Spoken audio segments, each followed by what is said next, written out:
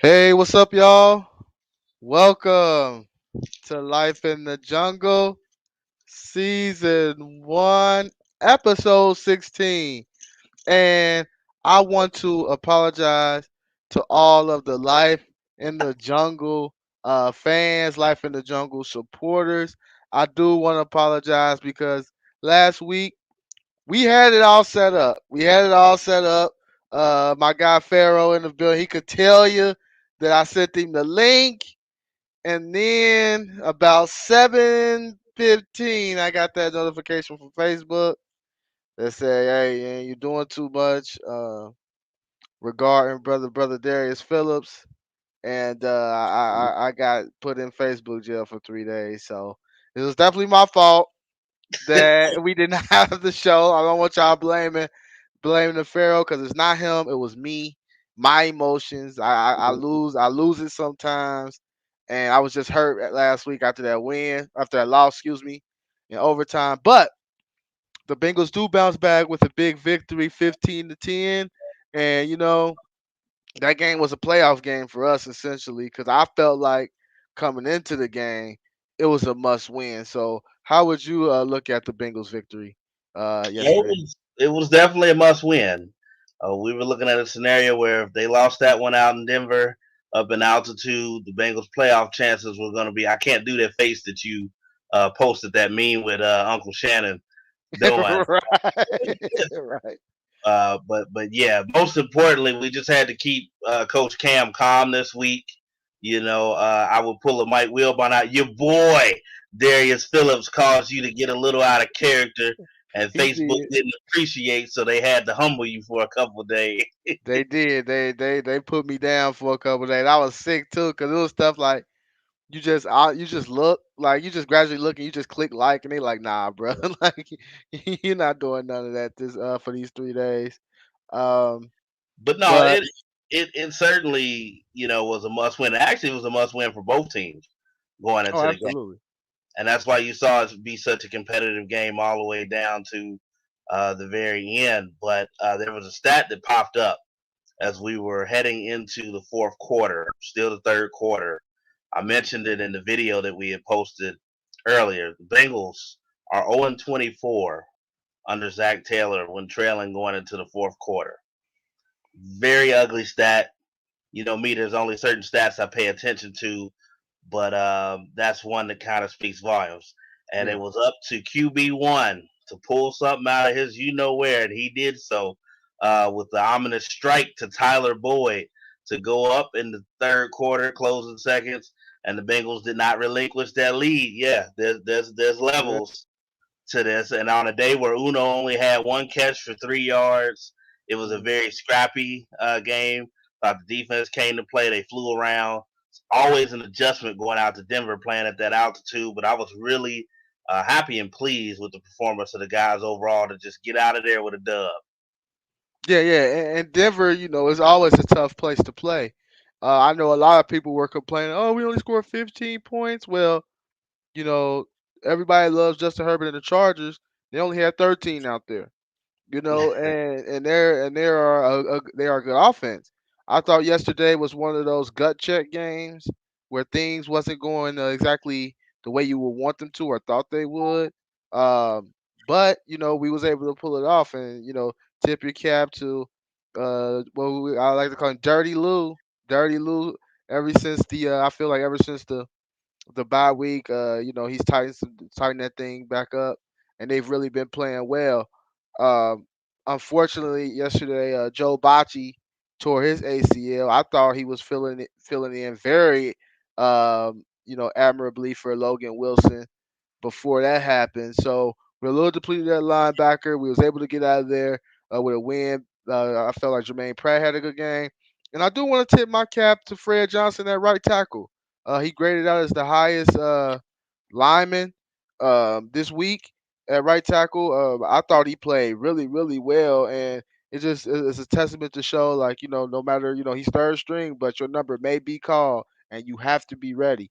And Fred Johnson was definitely ready to hold that fort down. And I feel like you have to look at him starting next week perhaps over maybe an Isaiah Prince. And obviously we got a banged up Riley Reef. Yeah, and I thought there were a bunch of unsung heroes to go around, but you mentioned one already, and Mr. Jermaine Pratt, who kind of has gotten the reputation of being one of the old school thumper linebackers, maybe a one or two down linebacker at best, but he's been forced into duty the past few weeks, and even in a Yeah. lot of pass coverage situations, has come up with some very big plays. That one down the far side where he got in Mhm. there and made the pass deflection almost like a defensive back. That was Uh, a huge play. Huge play. So I do want to give credit to Jermaine Pratt and the guys, like you said, Fred Johnson stepping up on that offensive line. Deontay Smith has entered back into the Bengals lineup. He had some snaps yesterday. Yeah, tackle eligible.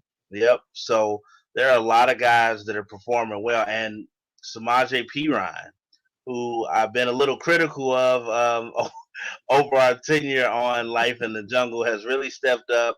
And I think we're going to need him down the stretch because Joe Dean is starting to get a little beat up, and you don't want to run him into the ground, especially if we are extending this thing into the playoffs. So I would look for some more P Ryan opportunities going forward, but he has certainly made the most of his opportunities. Yeah, absolutely. And yeah, we get on we kind of get on P Ryan, but at the end of the day, he does fill in admirably, does do a good job. Um, Especially with, unfortunately Chris Evans been banged up, so we haven't been able to see him these last few weeks. I thought he's really played well. And hey, you know, it's a gut check time. All these games here from here on out, it's playoffs for the most part. So we do have an update here. Raiders win 16-14 over the Cleveland Browns.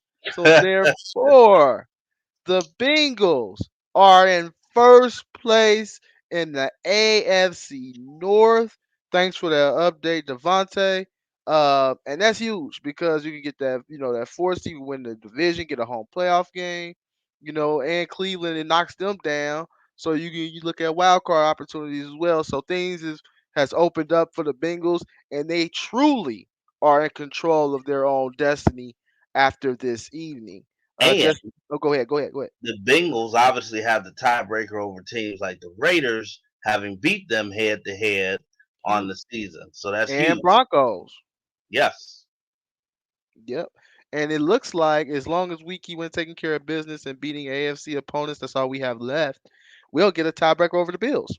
So, so these down the stretch games, I really feel like 2 out of 3 we must have.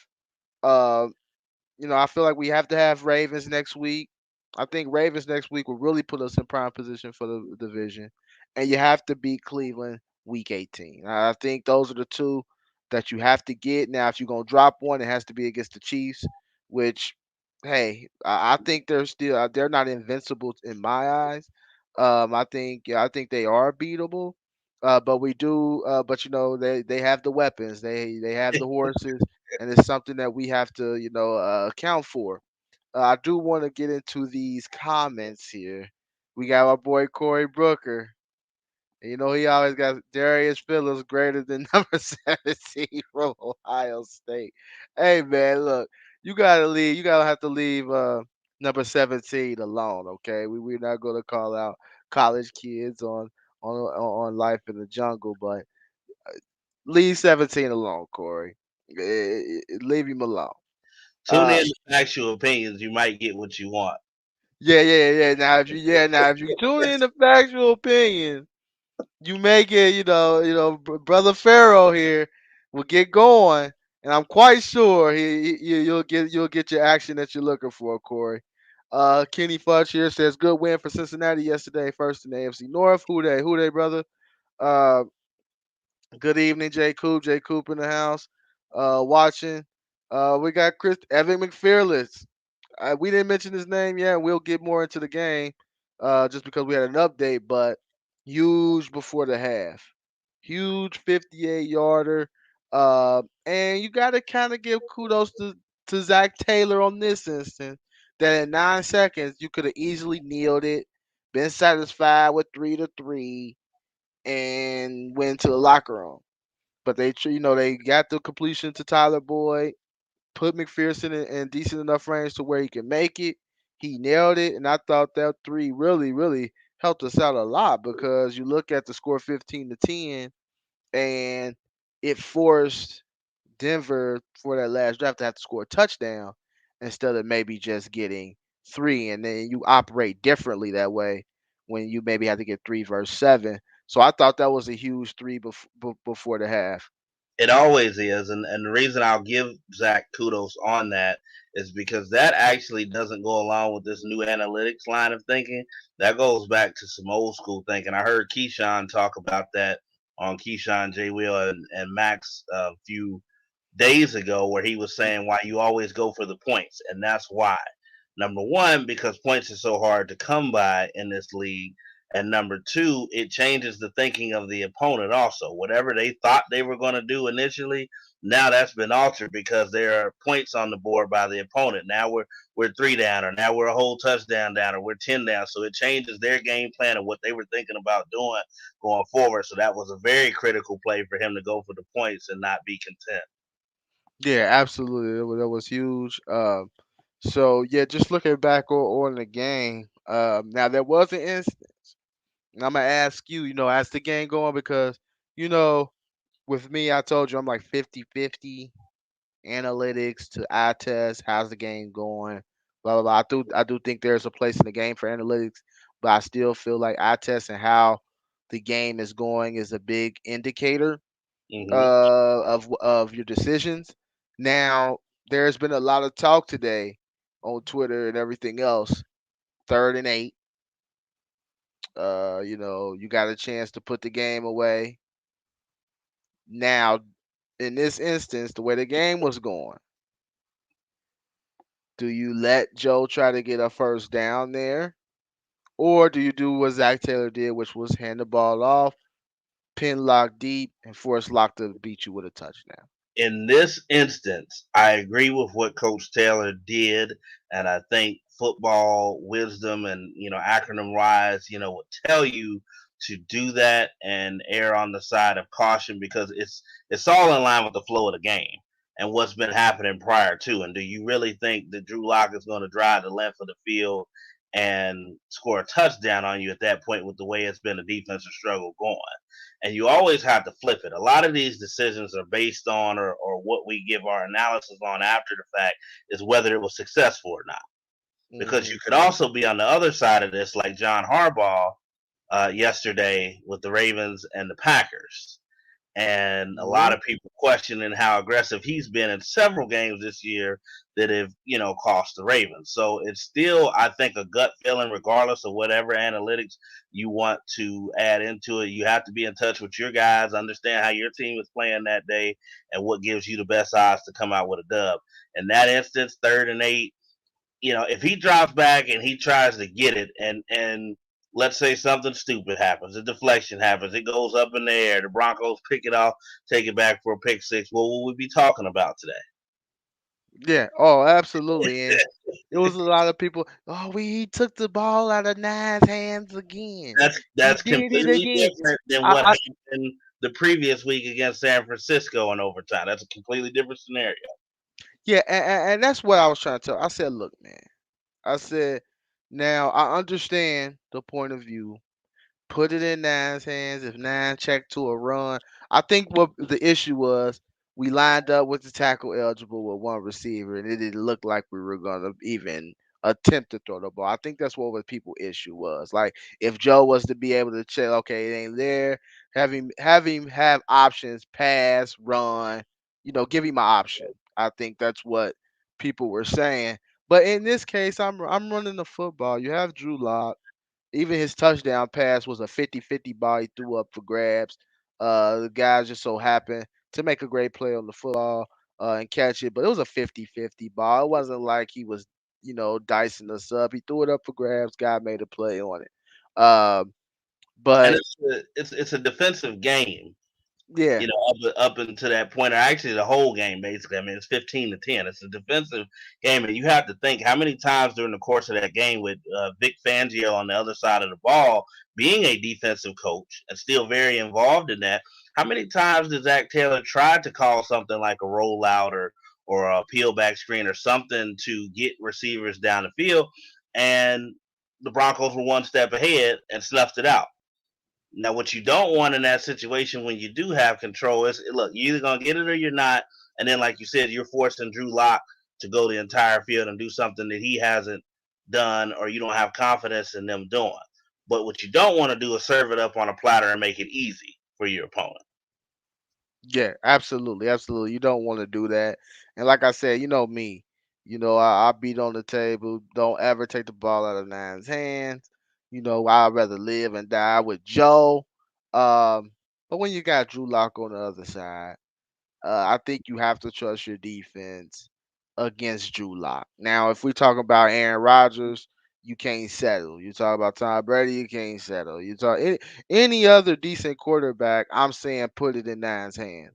But Drew Lock, the way that offense was anemic all day for the most part, I'm going to hand that ball off, ooze the time, and make you go 90 yards with a minute left and no timeouts, and And see the how it other goes. part of that people are referencing and why they would offer up a counter argument is what we didn't get a chance to talk about last week when you were censored, shall we say, um, Yeah, is why we're referencing that. That's completely different than being in overtime and Joe cooking, with Uzama and T. Higgins, on two large games to get you down the field. You got all the momentum in the world, starting with first down, at about your 30 or so yard line, looking like you're poised to score and end this thing.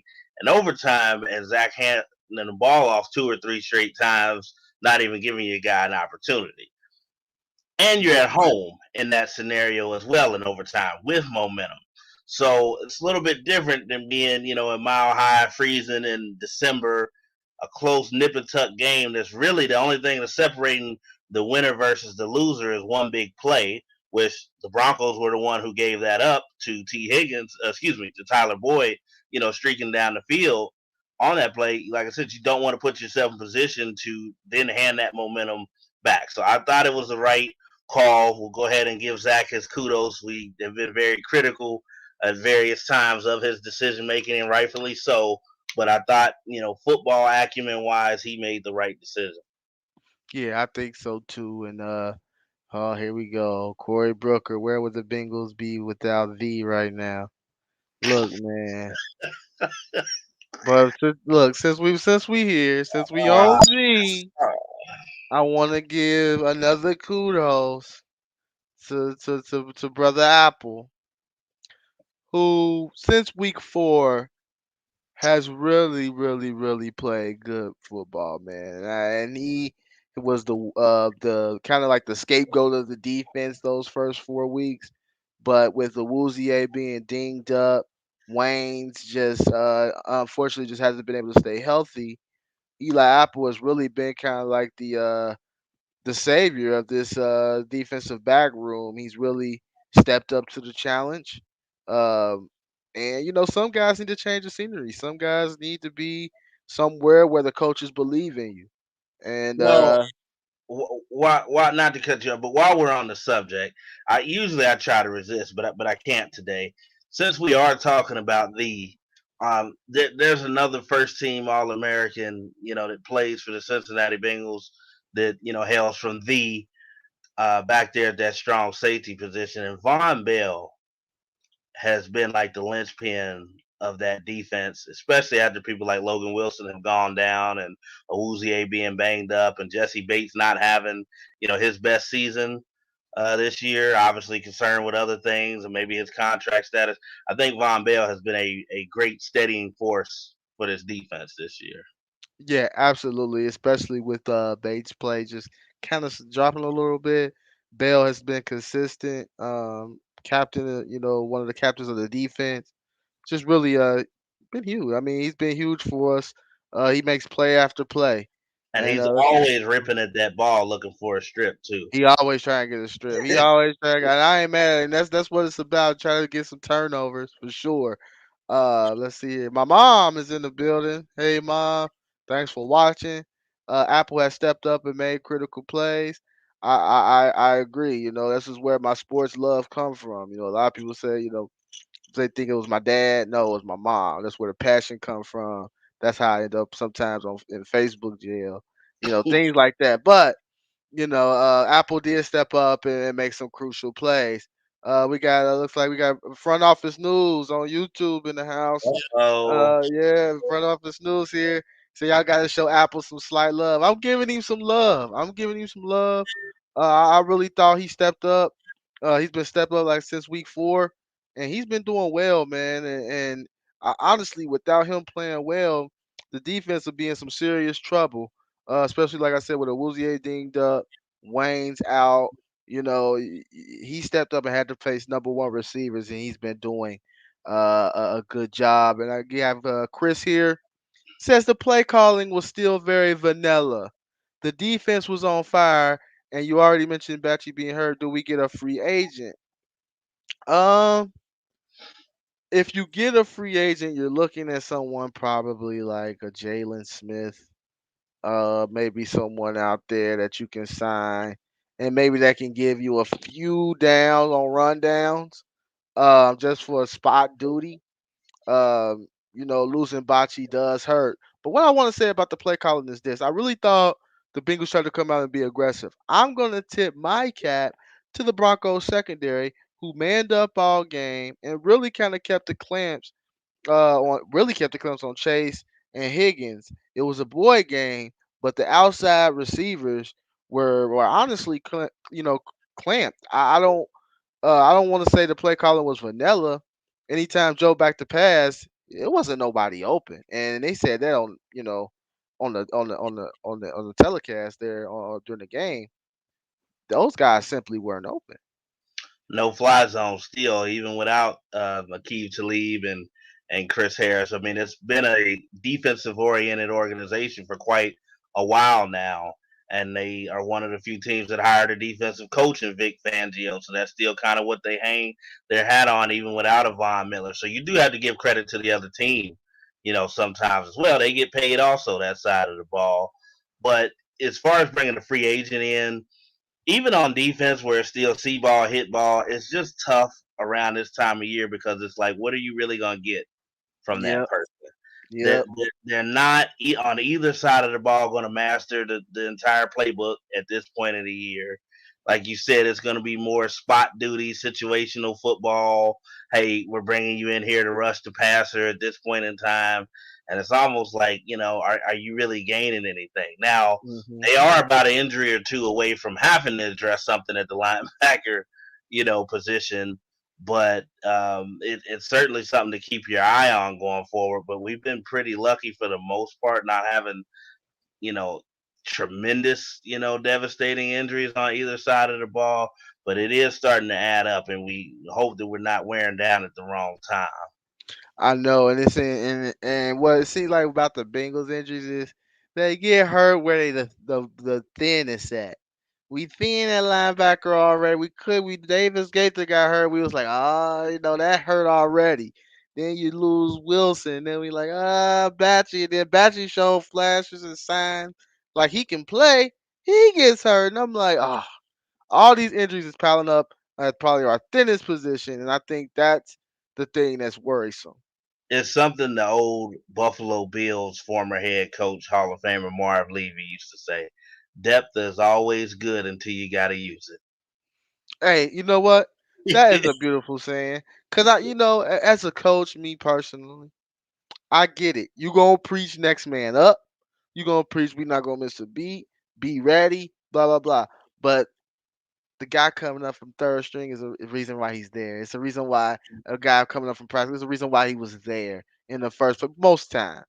Yeah, So it's a reason why he's there. So hopefully, we can find someone to step in and step up. But we have Marcus. It look like Marcus Bailey and Pratt is gonna take most of the snaps at linebacker, and they have to really come with it.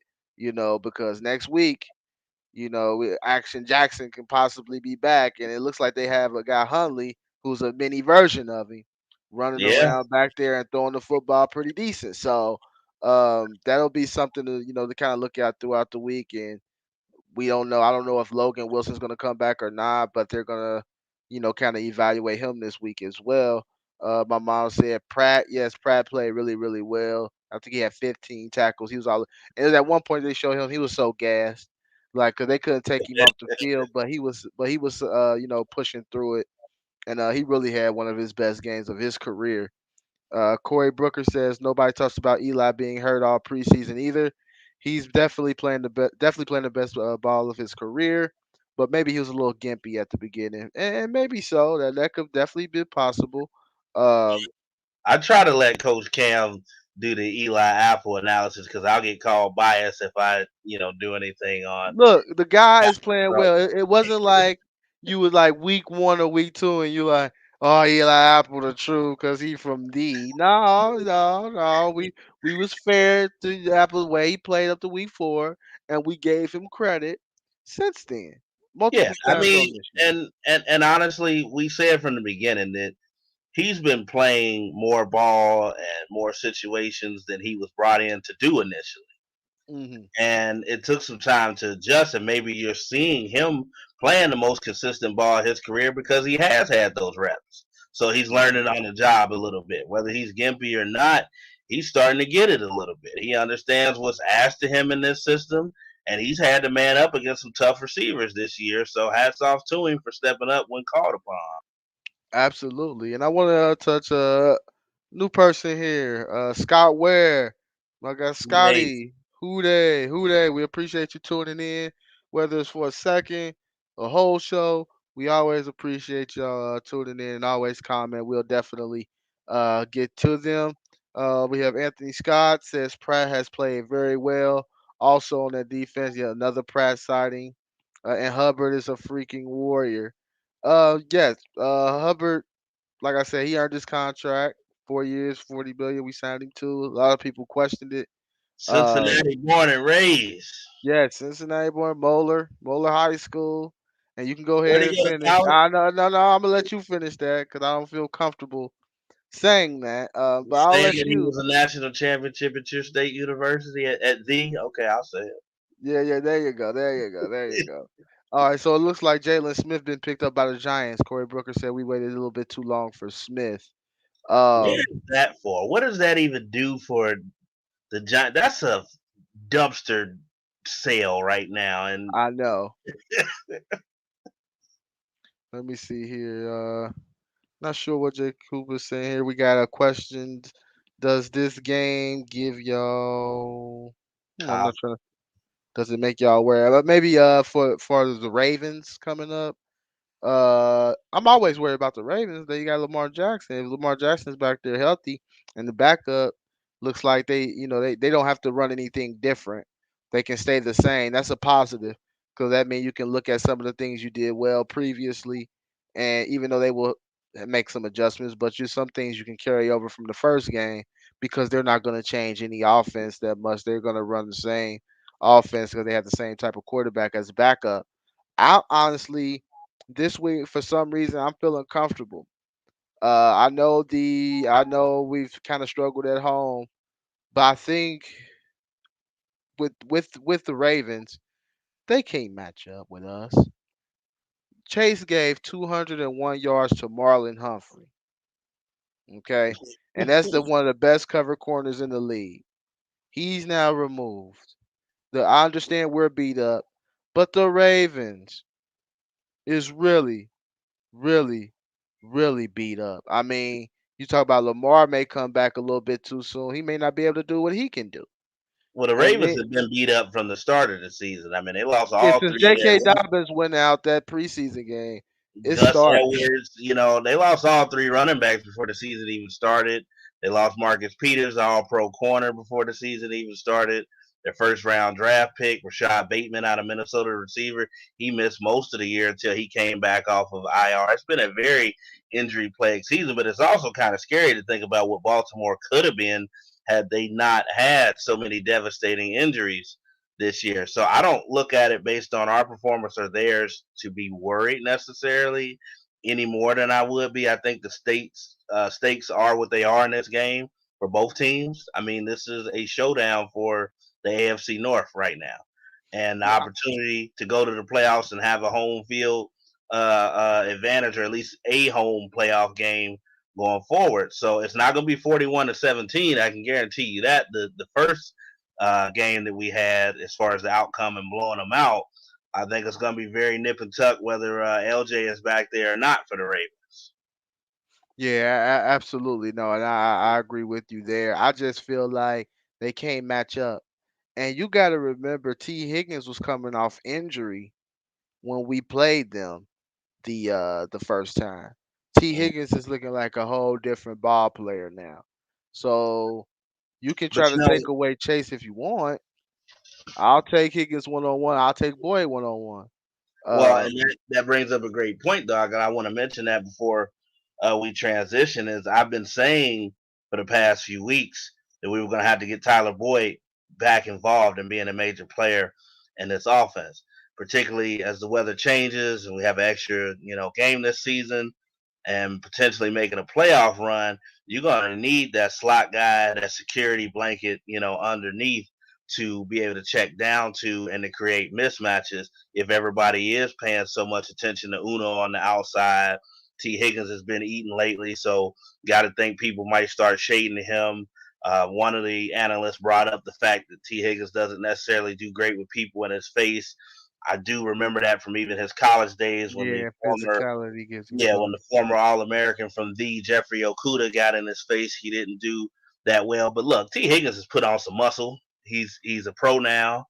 It's not like he's a frail wide receiver out there. So I don't Right. think that totally takes him out of his game. But I think Tyler Boyd being able to get some catches and get back into a rhythm, and that long one, sort of like a basketball player, that's been struggling. They get that layup, they get that free throw, they see the ball go in, and it kind of That's opens the all they flood. need. Yep. That's all they need. Yep. And that's true. So I like the matchup against the Ravens. Not too concerned, but obviously with this young football team, we kind of like you never know. You never know. We could be on point, drop 40 points, 30, 30s, 40s, and then we could come out slow. So you just never know. And I feel like if we take care of the ball, don't turn it over. I was just We'll getting be ready to good. say, hang on to the football first Just and don't turn it foremost. over. Just like in Denver, we didn't do anything much on offense, but we didn't turn it over. And we got a couple turnovers. And that's how you win games in December. December ain't always going to be pretty when you go December, January. It's not always going to be pretty. You just got to find a way to come out with a W. And that And that's means definitely hanging on to the football. Because if you look, absolutely you mentioned it earlier in the show, the games that we've struggled at home. I want you to look at the common denominator in the majority of the games that we dropped at home, whether it was San Diego, even in the Green Bay game, San Cleveland Francisco, turnover. Cleveland. Turnovers are what dictated and changed the trajectory of those games. Got to hang on to the football. Yep, I definitely agree for sure, for sure, for sure. So we looking back on the game. Who are your game balls? We can finally give out game balls now after a victory. Who is your game balls for the game over the Broncos? Starting on the defensive side of the ball, my heart wants me to give one to Eli Apple from but I'm not going to be biased and do that. I'm going to give it to a man that a lot of people have already mentioned and definitely stood out to me as well, and Mr. Jermaine Pratt. Again, he was logging some heavy snap counts yesterday. He was filling the run gaps as well as being asked to defend in the pass. And there were a couple plays where he looked like a defensive back out there batting the ball down, and not just in the flat. I mean, he had to do some running downfield with some tight ends and even some slot wide receivers and still made some plays. So he's getting my game ball on defense. And on offense, why not? It's levels to this. We'll go ahead and give it to Yeah, Tyler it was Boyd. a Tyler Boyd game. Yep, and I was watching it. at my boy's house yesterday, the game, and he was like, "Man, this got to be a Tyler Boyd game," and it Yeah, was, it was, and yeah, I'm happy for Tyler Boyd. He's went about things the right way. He could easily be complaining about targets. He just want to win football games, and definitely down the stretch, we're gonna need him on those underneath routes, move the chains. We're definitely gonna need Tyler Boyd. and Uh, I'm th- proud of Tyler Boyd, man. We haven't really won since he's been here. He came the year right after after, yep, Bengals' last playoff run in 2015. He was in that 2016 draft. So he's been a consummate leader, guy that stood up even for Zach a few times during this transition, the past couple years, and has definitely taken his role as leader serious on this offense. So I'm hoping that this success for him continues and it ends up in a playoff run for the Bengals. absolutely. Now what I want to see here, I see a couple comments here. We got Corey Brooker said, "Real question: How scared were y'all for Teddy B when he went down?" I was very nervous, just because of the fact when I saw it, I knew it wasn't a head-to-head hit.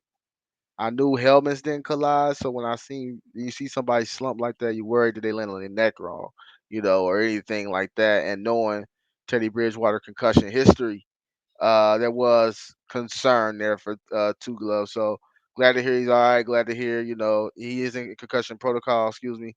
But I'm glad he got all of this movement, everything like that, because that was a scary moment. Very concerned because, as you mentioned, that's not the first time that I've seen Teddy slumped on the NFL field like that. And what we know about CTE and concussions and so forth, uh, nowadays you look at guys' livelihoods after football and you start to be concerned about that.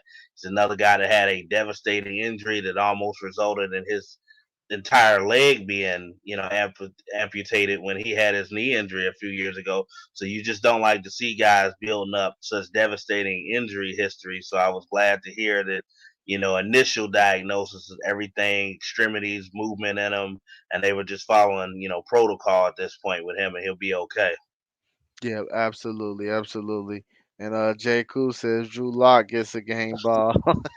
Hey, I don't look. I think we did get left. I don't know why you're calling read options for Drew Lock in the red zone. But we'll take it. We'll take it, Denver, definitely. Khalid Kareem made a good play. Uh, and which was funny because as he was running that ball, I'm like, big fella, get down. Get down, big fella. Get down, big fella. And all you see come over, the ball come loose. Glad he was called down, obviously. But Yeah, I've seen the way he was holding that ball. I'm like, bro, you have to get down because I seen the fumble coming a mile away. yeah. um, well, okay, so I got my game balls here. On defense, it's really hard to pick anybody but Jermaine Pratt. Like I say, he feel admirably taking snaps. That the amount of snaps that he's normally not in for. Normally, it's Wilson, him and Wilson, or he gets a break with Bailey. There was no breaks for him to get. He was out, like I said, he was out there gas, timeouts, his helmet off. He just, breathing, heavy, but he really sucked it up there. So I have to give him the game ball on defense and on offense. It's levels to this. But I'm going to give the game ball to Fred Johnson. I'm gonna give him the little game ball, Fred Johnson at right tackle. Like I said, I thought before we really got into the show, I thought he played really, really well. It wasn't you didn't hear his name being called like, oh, he missed the block there, oh, he missed the block there. Normally when you hear a lineman's name, it's not a good thing. We didn't hear Fred Johnson's name yesterday, not for penalties or anything like that. He filled in admirably. Like I said, he was graded the highest lineman out of all of them. And there's someone that, if Riley Reef is truly done for the season, you have to look at Fred Johnson being at right tackle because he does have a mean streak where he likes to blow people up. He likes to put people on their butt. And I've seen a couple times in preseason where he did that, but sometimes he gets holding penalties and things like that. But He played well, especially his number not being called all year, and really he's not been active all year. Forgetting his number being called, he hasn't dressed, and for him to get his number called, be ready to go. Those are the things you need to have late in the season, especially when injuries occur, for you to make the playoffs, for you to win your division. And I thought yesterday, him not just being, and I hate the name, but him not just being Bobby Hart was huge. Well, it was, and I'm definitely not going to argue with that game ball being given to an offensive lineman, an unsung hero who stepped up when his number was called. That's going to hurt if Riley Reef is done, though, and that's going to hurt big time. But what the Bengals do have in their favor is getting a Fred Johnson in there and him showing that he's not, swimming in waters too deep for him to compete and do what he needs to do to hold the fort down. Getting the Deontay Smith back in action and getting some game reps under his belt so he can feel comfortable going forward because he's another versatile guy that can play guard or a tackle. So they are starting to have a rotation of guys that might be able to get you by. You just don't like to see these injuries at this part of the season. Yep, exactly, exactly. So before we move on to discuss the Ravens, uh, my boy Kareem Muhammad. Kareem. Yeah, I played baseball with Kareem. Kareem used to play for the Massillville Braves, but Kareem knew to come over to the dark side to the TS Wow. Bulls. He knew to come to the TS Bulls and come to the dark side where where the winners were. Okay, stop this. Because look, I didn't know Reem since I was about 6 or 7 years old. I want Reem right now to write on here and tell him which team he identifies with still to this day. He might have played with TS Bulls, but Reem, please tell him who you identify with. Hey, Please, thank and I you. want Reem to tell you who was the best pitcher to ever throw to him was. We want you to answer, but we got two questions for you while we answer yours. But how concerned are you regarding this play calling as we're getting down the stretch? Are this something you concerned about, or is it something where you figure it'll fix itself? Okay, well, it's not going to fix itself. We have many conversations together off the record. As I've said many a times, if people were privy to you and I's conversations off the record, this show would be even more popular than it already is. But it would Zach, look, I'm not out to diss Zach. I think everybody that follows my work and has followed, our commentary and stuff over the years. I mean, everybody knows how I more or less feel about Zach, but I'm riding the wave and I try to stay positive. It's always a concern. The Bengals do their best when I think Zach does not necessarily over insert himself into the game plan and what's happening. And he does let the team get into a rhythm, start off with Joe Mixon running the ball and go from there. That's when the Bengals made their little comeback after the bye week and got the two victories under their belt and kind of got their legs back under them. So it's always a concern for me because when you have him on the podium, even after the game, speaking of the 49ers game, like, yeah, I wish I could have had that one back. It lets you know that it's something that creeps back. So it's a concern. I'm not really concerned about Sweet Lou on the defensive end, his play calling. I'm just concerned with the bodies and us staying healthy and the injuries starting to add up on that side of the ball. But Zach, yeah, it's always the wild card. Does he get too cute, as I call it, with his play caller? Yeah, I'm concerned a little bit. Obviously, like I said, last game I don't think it was on him. I thought Denver's defense just played well. And they don't do anything tricky. They're gonna play man, gonna play too high. Receivers gotta win their matchups, and receivers and the defensive backs made Joe Burrow hold the ball a long time. That's kudos to them. Um, Now I know Reem wrote back already, so where the comments at? comment. He don't want to say Oh, he got the zip. See, I told you. oh, Look, man. Look, man. He Reem, had to come over man. to where the winners was, man. He was tired of losing the TS Bulls, man. It's all good. You know about TS Bulls too. You know. I'm trying to be nice and not say what I know about the TS Bulls. That's what it is. See, for y'all that don't know, the TS Bulls used to be Local 265 Yes. all the Yes. way back in the day. Who was Barry Larkin played for Local 265 back in the day, Hall of Fame shortstop for the Reds. So that's when Local 265 and TS Bulls were clean, and they weren't using illegal players and older players and so forth to try to get a victory against the Madisonville Braves or the Sox, the only two teams that could beat them straight up, where they had to start, using ringers and stuff. Now, I don't want to get Ringers. We never too, had no ringers. Oh, man. Look, brother Alice gonna hit us with that like we had ringers. I'm We just ain't had saying, no ringers.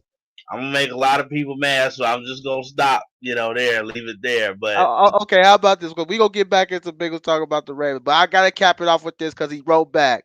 I love the Braves forever. However, once I went to TS, they took me in, so I'm a TS Bull. Cam was the best pitcher with the nastiest curveball. Thank you, thank you, Kareem. Appreciate it, brother. Uh, I'm gonna make sure that this gets played to every Madisonville Brave that me and Reem are still cool with to this day. This treachery, this betrayal played out in public. I am so disappointed. Reem is my homie. I can't believe he just did that. yeah, right, yeah, rock for Kareem for sure. Mm, mm, mm. But you know, once you a bull, man. It's all good. That But is cool. All let's right. get back on. Let's get back on Bengals and Ravens. Bengals and Ravens. What are some of your keys for the Bengals to come out and win this football game? And really, I feel like with the Cleveland loss, I feel like if you win this game, you really, really, really setting yourself up to win this division. You are. I still think, as you mentioned, that the Bengals need to pull at least two out of these last three games out to, be safe in the playoff hunt in general, and as far as locking the division down, obviously. But it also depends on who plays for the Ravens too, right? I mean, we don't really know with all the injuries what it's going to look like, but the Huntley kid came in and performed admirably and almost pulled off a victory against the Packers. Another mutual opponent from the NFC North that we played this year, and the Packers are what relatively full strength, as far as their roster. Mhm. So they accounted themselves well. So I would say really keep it about the way Floyd Mayweather used to go about it. We're not looking at the opponent. I'm making sure we're doing what I do best well when we go out there, and everything else to take care of itself. So if you want to take anything away from the first game, I know that was a while ago. You're looking at opportunities to get Uno one-on-one. A lot of people have been shading people in his area and haven't even been, concealing it. I remember when they played the Chargers a few weeks ago, Derwin James at the start of the snap would Brenton, walk just yeah, towards, Uno's area. But if you can get him matched up one on one, they certainly, with their depth problems in the secondary, don't have anybody that can cover him one on one. I know that when we played the Ravens the past few years, just because of how heavy they like to blitz, and they may not blitz as much this time because they got because burnt, Joe gonna make him pay. but there's a lot of seam work to be done. Young Tyler Boyd in the middle, getting a one-on-one matchup with T. Higgins on the outside, who's fully healthy this time. As you mentioned earlier, wasn't the first go-round against the Ravens, as an added aspect. Some peel back screens to Mr. C.J. Uzama when they want to send those ends flying in off the edge. Make them pay. Do what you got to do. Yep, and I think Uzama has to be key. In the first game, he had two big touchdown catches, and I think and utilizing the middle of the field, utilizing seam and stuff like that. So I do feel like the seam is there, the middle of the field will be there. Um, and just run it well enough.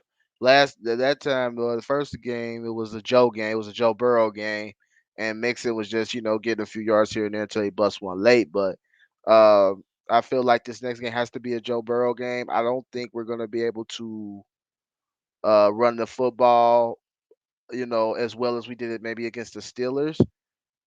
So I do think uh, it's going to be a Joe Burrow game. I think we have to it have to be one of those things. Let Joe cook.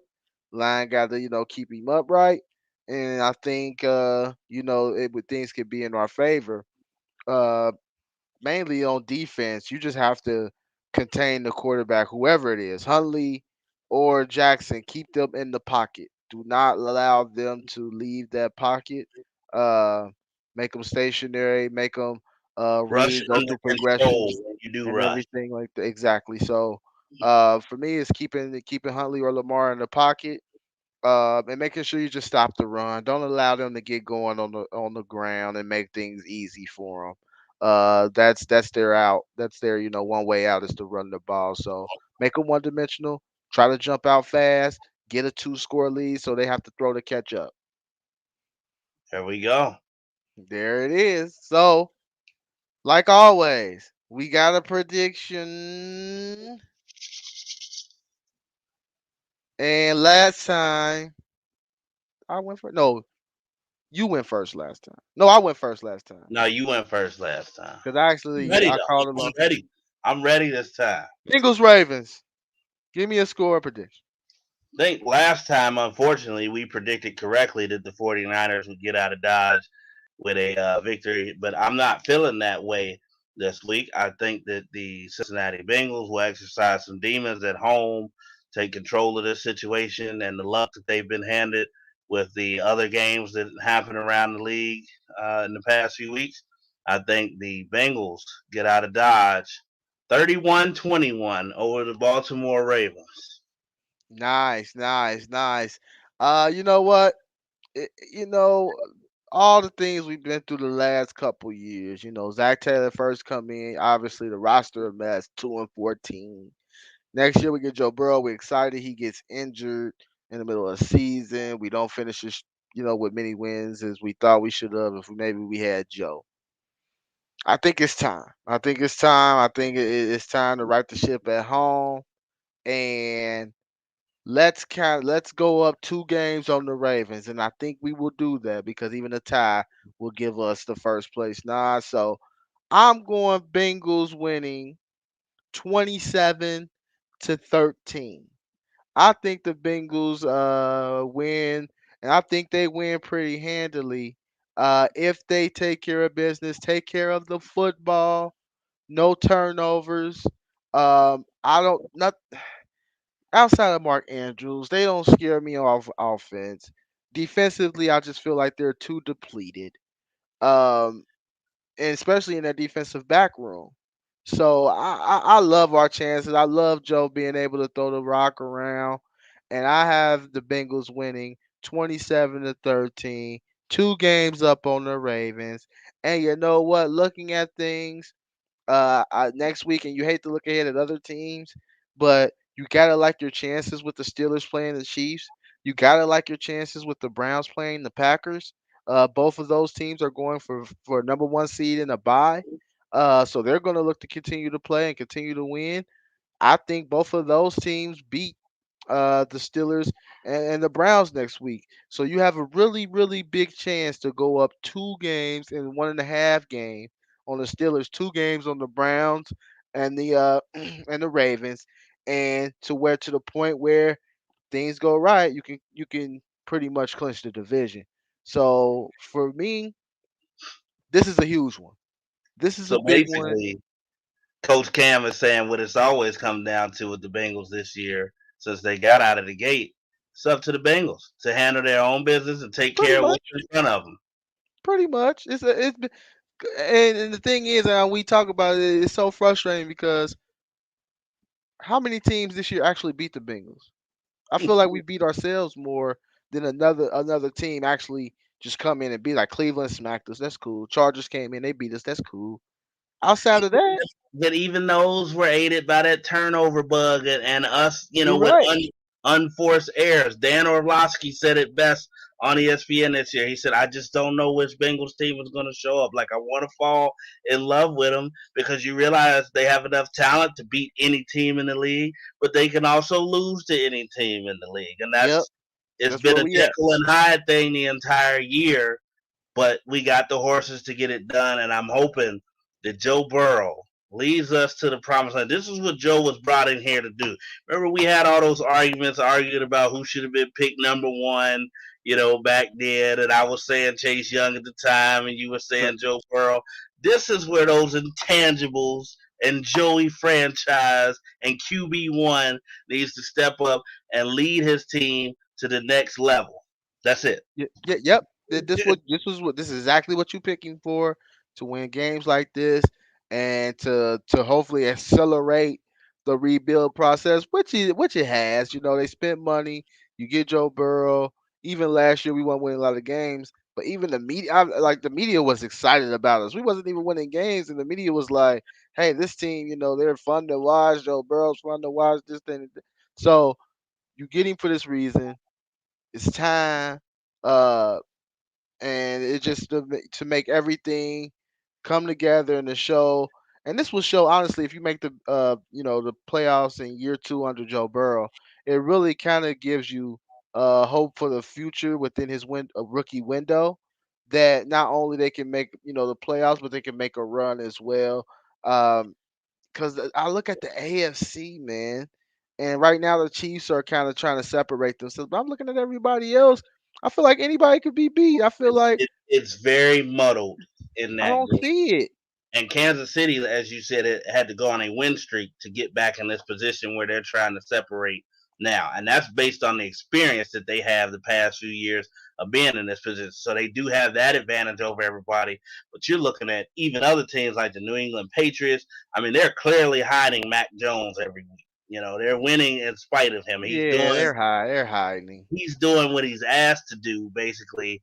What was that? 3 times he threw the ball against Buffalo a couple weeks ago. Mm, There's nobody that's really separating themselves except maybe the Chiefs, extending up. But again, I want to caution people on that because you never know the amount of football that team has played over the past 3, 4 seasons. That could catch up with them down the stretch too. They have the know-how, but father time and just attrition, injury wise, you never know. Especially with a team like the Bengals that can get hot and can compete with anybody, talent wise. But we'll get to see them in a couple weeks and see how we stack up against them, for sure, certainly. yep. So we will definitely see. Pharaoh has 31-21 Bengals. I have 27-13 Bengals, and we are looking to put a stranglehold on the AFC North. Well, that's it, everyone. We appreciate everyone for tuning in. The new guests, we Reem, we appreciate. gotta talk, man. We gotta talk, Reem. Yeah, yeah, look, I didn't mean to get brother Reeb in trouble, but I just know, you know, when it came down to it back in the day, somehow, some way, 2S Bulls reign supreme. So that's just how it go. But Hey, to you know everyone, what? No, before we sign off, these games that will be played with TS Bulls will be like 2-1, three yeah, to four. epic game, like Little League World Series type games. Like when people, like my mom say all the time, like TS Bulls and a couple other teams, like if they had the funding and Yeah, the money behind them, like y'all could have been on TV. Like y'all could have played. Like we watched Little League World Series. She's like y'all could have been on there. you Y'all knew was what that it daggone was good. when we played TS Bulls, Madisonville Braves. I mean, those were some nail biter baseball games, and like you said, professional big league quality. Yeah, like turning double plays. Ain't no errors made. Like none of that. Like when you hit the ball, like if it was a pop up, it was gonna be out. Like ground ball is See short. my man Yeah, Curtis Robinson, yeah, before we get out of here, had a comment. yeah. He said I'm concerned with Burrow sliding. Hello, I hold my breath every time.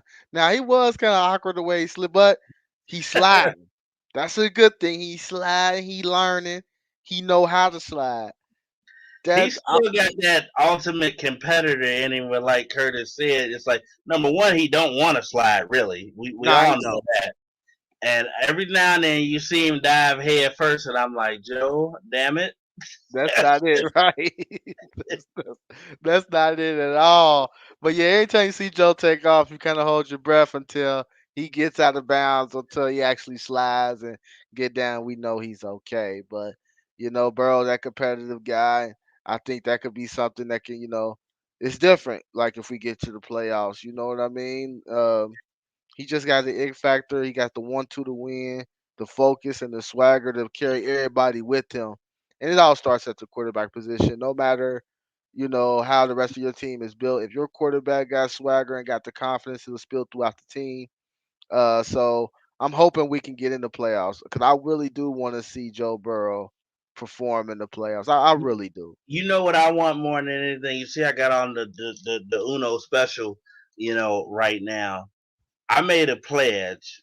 Coach Cam is aware of this. Some other people are. That if and when the Bengals won a playoff game with Joe Burrow as a quarterback, that I would immediately, at that time, purchase an authentic.